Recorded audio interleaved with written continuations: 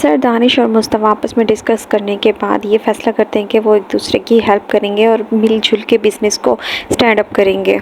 मुस्तफ़ा को वो advance 2 lakh payment कर देता है और आगे शर्जीना को बताया। शर्जीना बहुत ज़्यादा खुश होती है, लेकिन मुस्तफ़ा जो कि उसे पैसे की लालच पड़ जाती है, जबकि अदील जो है वो अपने बाप को इतना खामोश देख के बहुत परेशान होता है और उसे कह के जाता है कि शाम को मैं आपको किसी पार्लर लेके जाऊंगा। जबकि अदील के पास मुसलसल कॉल आ रही होती है, ट्रांजैक्शन के पैसे मांग रहा होता है वो बंदा। वो कह रहा होता है कि अगर तुमने मुझे पैसे ना दिए तो देखो तुम्हारा हाल क्या करता हूँ।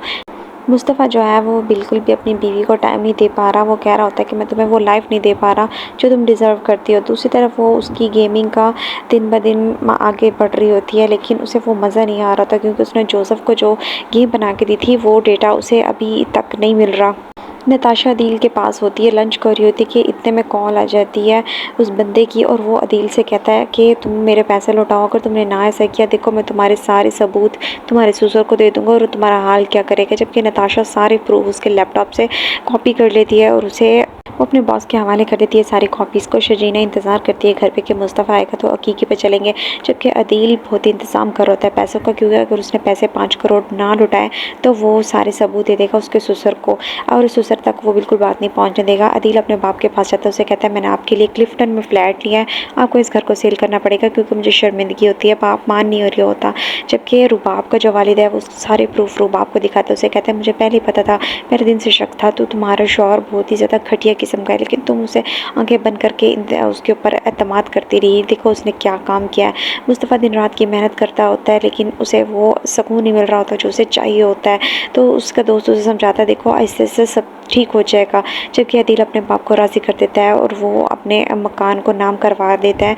अदील उसे अपने ससुर के घर ले आता है, जबकि बिल्कुल भी बाप राज़ी नहीं होता अदील का उस घर में रहने के लिए, लेकिन फिर भी अदील ये कहता है कि उस घर में आपके में काम हो रहा है, इसलिए आपको 2-4 दिन यहाँ पे रहना पड़ेगा। इतने में रुबाब वापस लौट आती है और देखती है कि सारे घर वाले उसी के घर में। वो देखती है ये हो क्या रहा है यहाँ पे। अदील उसे समझाने की कोशिश करता है, लेकिन वो नहीं समझते। वो कहती है ये मेरा घर है, ये कोई ओल्ड होम नहीं है जहाँ पे आप अपने घर वालों को ले आओगे। और ये अदील की वालदा सुन लेती है।